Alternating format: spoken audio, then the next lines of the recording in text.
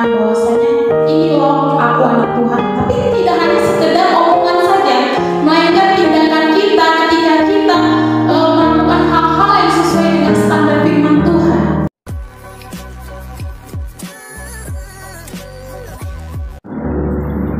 Kami bersyukur Tuhan pada saat kesempatan ini kami boleh hadir di tempat ini Tuhan untuk memuji dan memuliakan. Saat ini Tuhan, tibalah kami akan mendengarkan kebenaran firman-Mu. Biarlah Kau berkata Tuhan melalui hamba-Mu. Biarlah setiap penyampaian firman-Mu pada sore hari ini tersampaikan begitu jelas Tuhan.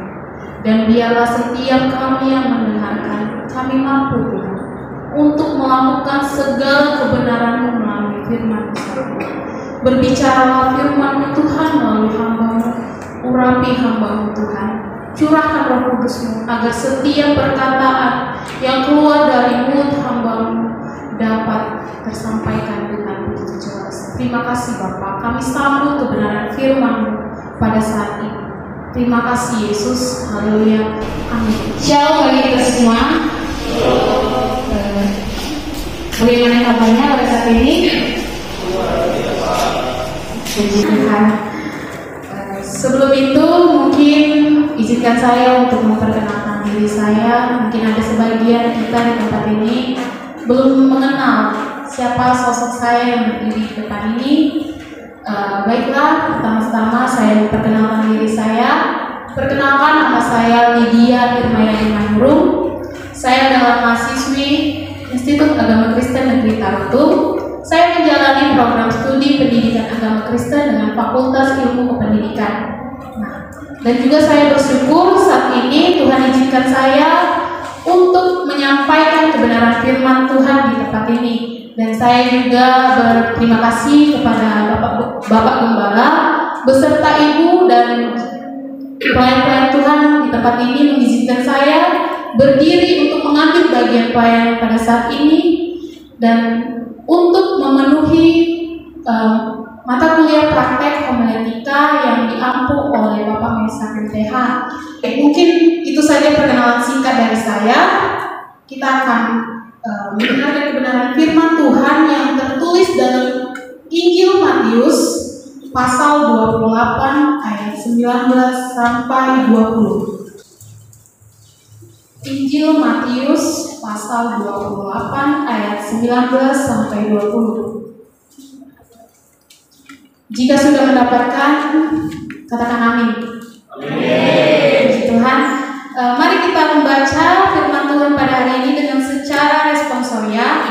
Dimulai dari saya ayat ke-19 dan saudara-saudari sekalian di ayat 20. Dengan judul perikop, perintah untuk memberitakan Injil. Ayat ke-19.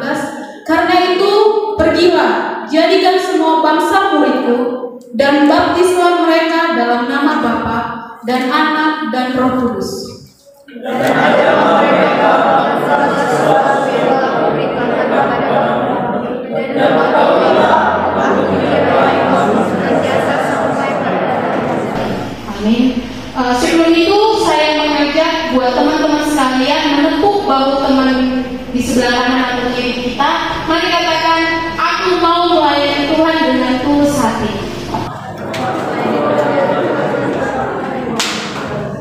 Puji Tuhan, di tempat ini semua anak Tuhan mau benar-benar tulus melayani Tuhan. Ada amin? Amin. Jangan hanya sekedar lontaran kata-kata saja, tapi benar-benar dari hati kita. Oke, baiklah, di sini saya akan membawakan tema yaitu mengenai mengenal kasih Allah dalam pengabaran Injil. Dalam khotbah saat ini yang saya sampaikan, tidak asing lagi kita dengar mengenai pengabaran Injil. Nah, saudara-saudari yang terkasih dalam Yesus Kristus, sebagai orang percaya memiliki tugas tanggung jawab tersendiri. Pasti kita pernah berpikir bahwasanya pengabaran Injil ataupun membawa khotbah adalah tugas dari seorang yang melayani Tuhan melalui gereja. Banyak sekali berpikir seperti itu.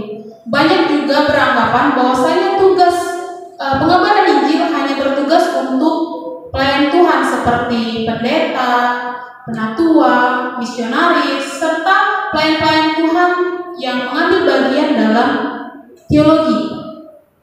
Tapi dalam ayat ini menekankan bahwasanya di dalam ayat ke-19 berkata, "Karena itu, pergilah, jadikan semua bangsa muridku dan baptislah mereka." Berarti dalam ayat ke-19 ini menekankan bahwasanya pengabaran Injil bukan hanya sekedar tugas dari pendeta saja, melainkan kita sebagai anak Tuhan yang benar-benar percaya kepada Tuhan, yang benar-benar sudah menerima karunia dan menikmati, serta kita mampu menjadi teladan di tengah-tengah masyarakat kita. Dan juga ada seorang beranggapan bahwasanya pelayan Tuhan itu hanya sekedar di gereja. Benar tidak, saudara? Ada tidak yang mengetahui bahwasanya pelayan ataupun penginjilan itu dilakukan hanya sekedar di lingkup gereja saja? Bagaimana menurut Abang Yosua yang sudah lebih mengalami atau mempelajari? Mungkin menurut Abang gimana respon dalam penginjilan itu? Apakah hanya sekedar di gereja saja? Tidak. Emang tidak. Di sini kita juga ditekankan bahwasanya pengabaran Injil itu bukan hanya kita menyampaikan kebenaran Tuhan, kebenaran firman Tuhan saja, tapi melalui sikap, perilaku, tindakan kita. Itu adalah bentuk dalam pelayanan kita.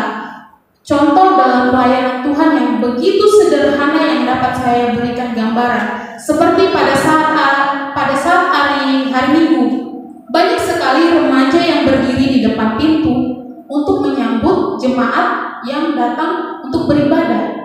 Mungkin dalam pemikiran jemaat, ada sebagian jemaat berpikir itu hanya kegiatan biasa saja, tapi kita tidak memahami bahwasanya Matius ini mengatakan tersendiri, dikatakan di sini, jadikan semua bangsa muridku. Bagaimana kita sebagai anak yang percaya benar-benar melayani Tuhan? Melayani Tuhan melalui apa? Melalui kesederhanaan. Contohnya kita menjadi penyambut tamu, kita juga bisa membantu membersihkan gereja. Itu adalah bentuk pelayanan. Tapi ada catatan. Jika itu dilakukan dengan ketulusan hati. Ada anak Tuhan yang mungkin dia membersihkan gereja, melakukan hal-hal yang dianggap orang itu perbuatan baik, biar saya terkenal, saya melakukan pelayanan. Tetapi di situ percayalah teman-teman semua dan saudara-saudari, di situ ketika kita melakukan dengan sungguh-sungguh, itu tidak akan membawakan berkat, melainkan itu membawakan dosa. Gimana mungkin? Pasti Tuhan tidak senang melihat anaknya yang sudah benar-benar percaya melayani Tuhan saja dia enggan. Melayani, mungkin bagi dia pelayanan itu hanya sekedar sebagai pengkhotbah, sebagai singer, sebagai pemusik, sebagai worship. Tidak, karena di sini saya juga pernah mendengar satu cuplikan video, yaitu dari video pendeta Philip Metova mengatakan bahwasanya pelayanan sesungguhnya tidaklah hanya sekedar pelayanan di lingkup gereja saja, melainkan kamu akan melayani orang di luar dari gereja yang belum percaya dengan Tuhan. Nah, mungkin kalau orang yang belum memahami tentang pelayanan Kristus, mungkin dia berpikir seperti ini. Bagaimana aku melayani mengenai Kristus, sedangkan dia aja tidak mengenal siapa itu Kristus? Disitulah tugas kita sebagai anak Tuhan, sebagai orang yang percaya, sebagai orang yang sudah mengenal Kristus. Bagaimana cara kita mungkin dalam tindakan kita mencerminkan bahwasanya ini loh aku anak Tuhan, tapi tidak hanya sekedar omongan saja, melainkan tindakan kita ketika kita melakukan hal-hal yang sesuai dengan standar firman Tuhan.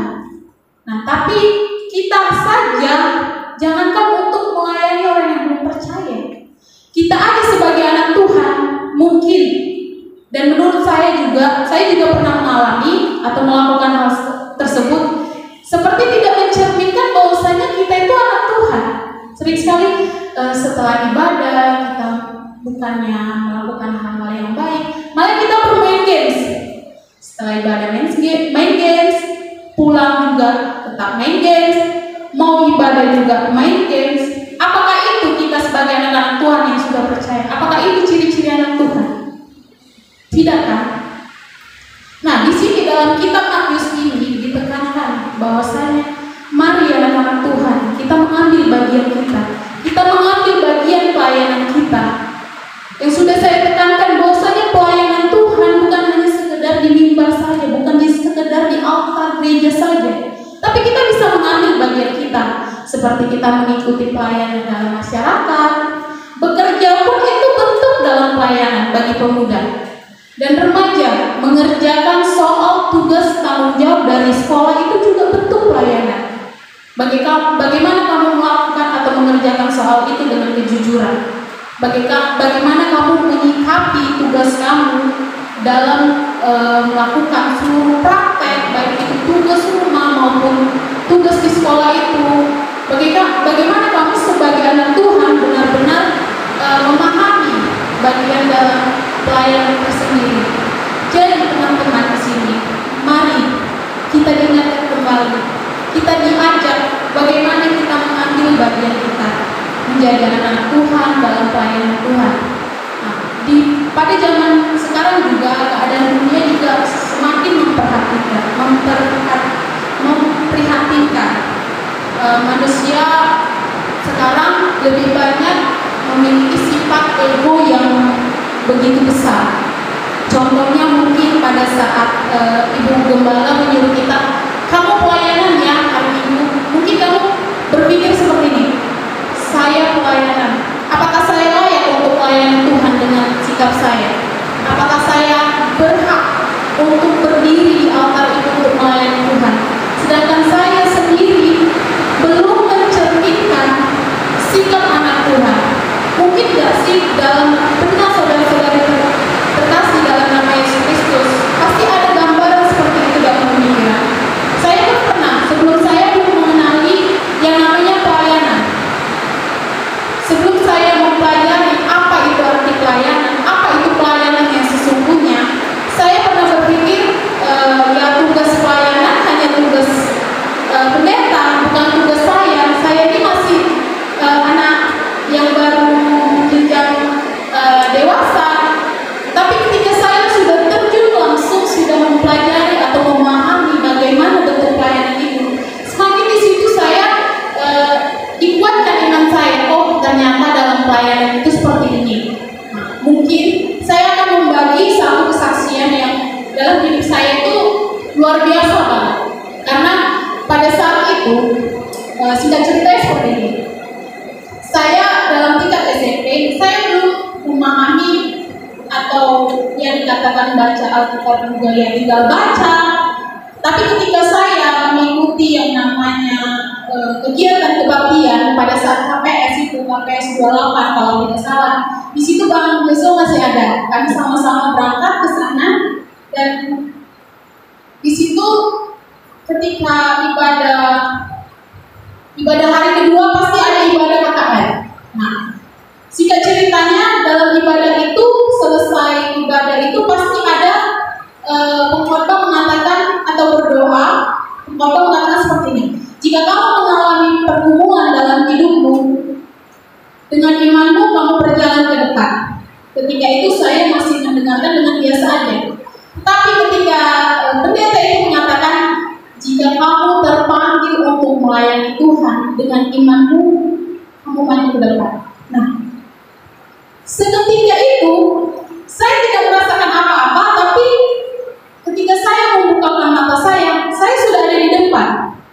Sudah ada di depan di situ. Saya kayak merasakan berjalan tuh seperti berjalan saja gitu. Tapi ketika saya membuka mata, seperti saya menjauh dari panggilan Tuhan, seperti saya menyerahkan diri saya untuk ikut mengambil bagian pelayanan. Di situ hidup saya itu terpanggil.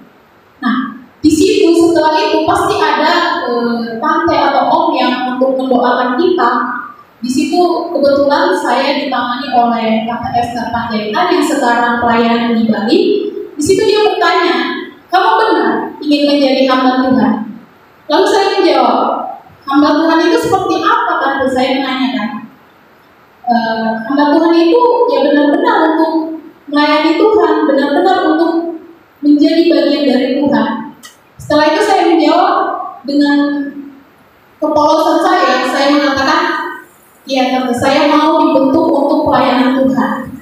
Nah, singkat ceritanya itu, puji Tuhan, pada saat saya pulang, saya langsung ditanya dengan orang tua saya, kamu sudah 3 hari mengikuti KPS, apa yang kamu dapat?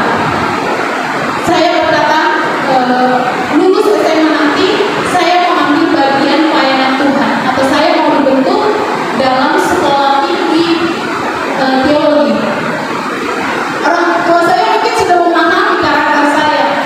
Bagaimana seorang media yang belum mempelajari bidang agama dari SD menjadi hamba Tuhan, itu sangat mustahil pemikiran orang tua saya. Terus semakin lama saya mengubah sikap, bagaimana mengubah sikap dari media yang tidak mengenal firman, yang tidak mengerti untuk membuka firman. Di situ saya memberanikan diri berkata bahwasanya saya mau bernazar, atau bisa dikatakan saya berkomitmen untuk mengambil bagian pelayanan Tuhan. Puji Tuhan, orang tua saya mengizinkan saya dengan catatan, jika kamu sudah mengambil bagian dalam pelayanan Tuhan, jangan sekali-sekali kamu mundur. Karena apa? Jika kita benar-benar mengambil bagian Tuhan, tapi kita mundur, itu akan menjadikan batu sandungan bagi kamu. Di situ saya masih berpikir, Tuhan, apakah benar ini aku melayani Tuhan? Apakah aku mampu? Tapi setelah itu saya berdoa, dan saya tidak mengikuti yang namanya tes SBM. Saya tidak mengikuti, cuman kebetulan saya dibentuk di Institut Agama Kristen Negeri Tartung. Saya tidak mengenal itu kampusnya, saya tidak tahu di mana tempatnya. Tapi dengan iman saya, dengan rekomendasi dari muda saya juga, saya dengan tulus hati benar-benar berangkat ke situ, dan saya ikut serta tes di tempat itu. Orang satu-satunya dari Sumatera Selatan, pengakuan dari pihak kampus. Dan di situ ketika saat pengunjung kelulusan, saya melihat dari 10 slide, saya melihat 8 slide, nama saya tidak tercantum dalam itu. Saya di situ merasa saya patah hati, tercampur aduk perasaan saya, dan saya harus menerima bahwasanya setelah saya nanti tidak lulus di tempat ini, saya akan menganggur. Tapi puji Tuhan, pada saat itu ketika saya melihat kelulusan saya dengan saudara saya, dan dia mengatakan, coba kamu lihat di slide yang pertama namanya.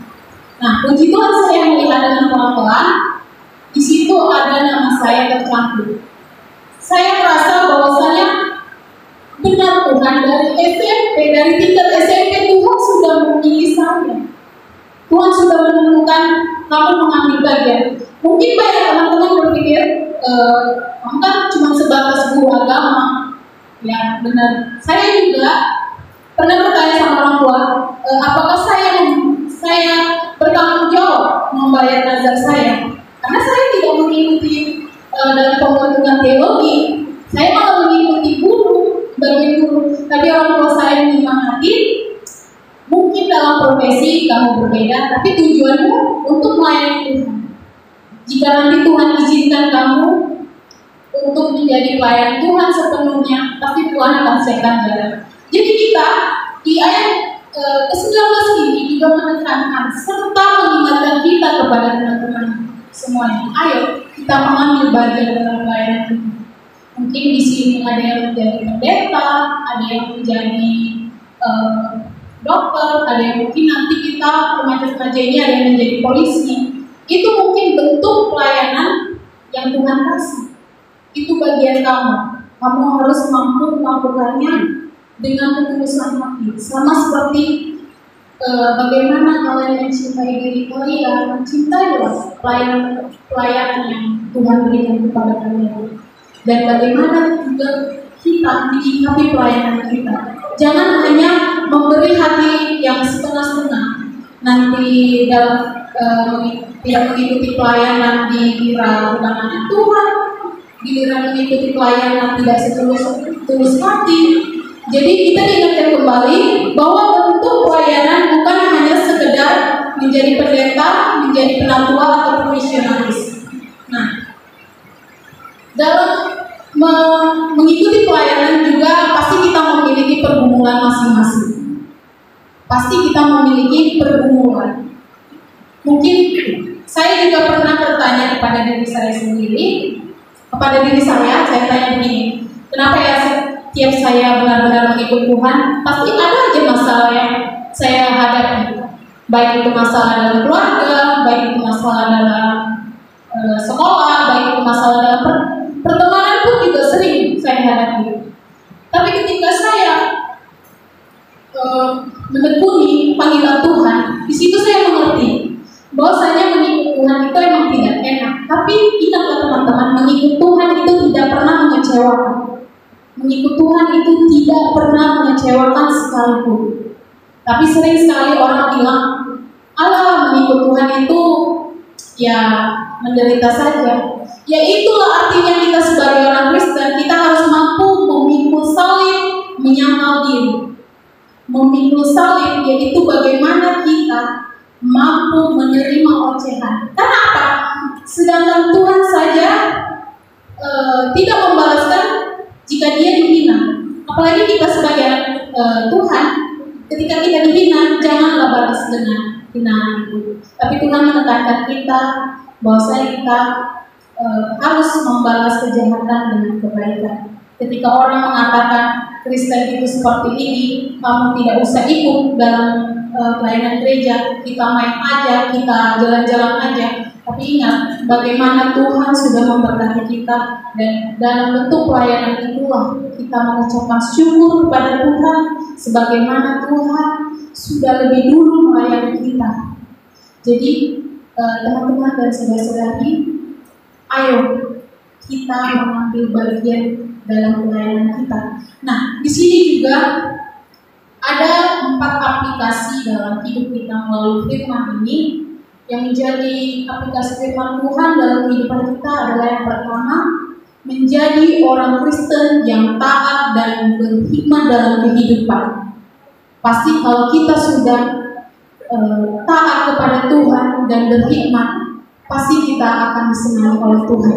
Yang kedua adalah menyampaikan perintah Tuhan dalam tindakan atau tingkah laku yang baik dalam kehidupan sehari-hari. Jangan lagi ketika kita sudah percaya dengan Tuhan, ketika kita sudah menerima anugerah dari Tuhan, kita mempertontonkan perbuatan yang tidak disenangi Tuhan. Seperti saya melihat kebanyakan baik remaja dan pemuda, baik dalam tingkat SMP, SMA, ataupun laki-laki dan perempuan lebih menekankan atau memprioritaskan game ketimbang persiapan dalam pelayanannya. Saya sering sekali melihat itu. Mungkin ada beberapa kita yang mengatakan besok saya nggak main game lagi, besok pelayanan, besok akan serius. Tapi jika kita tidak konsisten dalam tulus melayani Tuhan, apalagi tadi teman-teman semua sudah berjanji kepada diri teman-teman sekalian bahwasanya kita harus benar-benar tulus melayani Tuhan. Dan aplikasi yang ketiga adalah hidup dalam pengajaran Kristen menurut firman. Pasti ketika kita sudah hidup dalam firman, percayalah teman-teman, setiap pelayananmu pasti kamu tekuni dengan baik dan kamu lakukan dengan ketulusan hati kamu, dengan kerendahan hati kamu.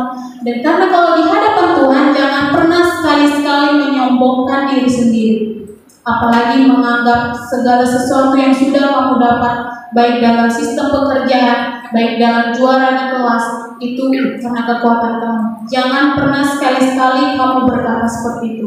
Karena jika Tuhan tidak beserta kamu, apakah kita mampu memperoleh apa yang kita dapatkan hari ini? Apakah kita tahu esok kita akan hidup? Apakah kita tahu esok hari saya akan berangkat ke sekolah? Kita tidak tahu rencana Tuhan, karena Tidak ada seorang pun yang tahu rencana Tuhan. Tapi kita percaya rencana Tuhan adalah rencana damai sejahtera, bukan rencana kecelakaan. Nah, poin yang terakhir adalah mengingatkan kita harus mampu melayani Tuhan dalam segala hal. Kita harus mampu melayani Tuhan dalam segala hal. Jangan karena kita menerima sesuatu, kita semangat dalam mengambil pelayanan Tuhan. Tapi ketika kita tidak menerima sesuatu atau mengharapkan sesuatu, kita malah bersungut-sungut. Tapi apapun bentuk pelayanan Tuhan, meskipun itu tidak berharga di mata manusia, tapi percayalah itu berharga di mata Tuhan. Amin, saudara-saudari. Jadi kita diingatkan kembali bahwasanya kita sebagai anak Tuhan, sebagai generasi Tuhan, kita harus mampu mengambil bagian dalam pelayanan. Mungkin itu saja firman Tuhan yang dapat saya sampaikan pada malam hari ini. Semoga dapat kita lakukan, dan terlebih kita harus mampu menjadi garam dan terang di tengah-tengah kehidupan kita, agar kita menjadi teladan bagaimana kita melakukan seluruh tindakan kita sesuai dengan standar firman Tuhan. Amin. Kita bersatu di dalam doa. Bapa kami yang di surga, kami merasakan syukur Tuhan pada hari ini, bahwasanya kami Tuhan diingatkan kembali bagaimana kami mengambil bagian kami dalam pelayanan. Tuhan, di sini firman-Mu sudah mengingatkan kami Tuhan, biarlah setiap pelayanan yang kami lakukan ini hanya untuk menyenangkan hati-Mu Tuhan, dan biarlah Engkau mengubahkan hati kami, karena kami percaya Engkau menginginkan kami untuk berubah tingkah laku untuk menjadi anak Tuhan. Dan biarlah setiap kebenaran firman-Mu yang sudah kami dengar dapat menjadi rema dalam kehidupan kami. Dan semuanya kami serahkan, seluruhnya kebaktian kami pada malam hari ini. Biarlah Engkau yang mengurapi kami, Engkau yang menyertai kami. Biarlah setiap pujian dan kebenaran firman-Mu dapat menyenangkan hati-Mu Tuhan. Terima kasih Bapa yang baik, kami serahkan seluruhnya ibadah ini di dalam tangan pengasihan. Terima kasih Yesus, dalam nama anak-Mu Tuhan Yesus Kristus, Juru Selamat kami yang hidup. Haleluya. Amin.